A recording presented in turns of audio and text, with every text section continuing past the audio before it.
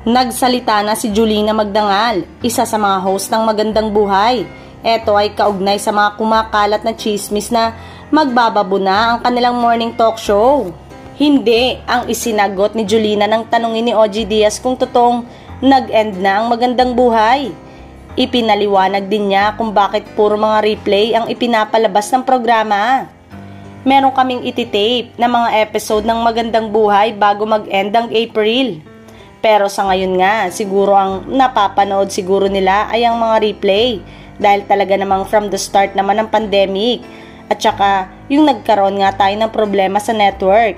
Yun naman yung sinabi talaga sa amin na may mga replay, saad ni Julina. Ngayon na may mga nangyari sa ibang channel, talaga puro replay muna kami. But masaya kami na bago matapos ng April, meron na ulit kaming episode na ititape, patuloy pa ng TV host actress. Tiniyak ni Julina na tuloy pa rin ang Magandang Buhay. At kung totoo raw na magwawakas na ito, dapat ay nagpapasalamat na sila sa mga sumusuporta sa kanilang programa. Dagdag pa, nagbalik na sa taping ang mga host ng programa na sina Julina at Melay pa lamang.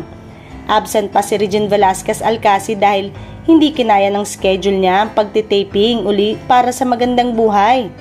Pero hindi raw iiwanan ni Regine ang Kapamilya Morning Talk Show. Sa ngayon ay wala pang linaw kung saan ito mapapanood, ngunit isa lamang daw ang sigurado. Tuloy sila at hindi magbababo sa ere ang kanilang programa.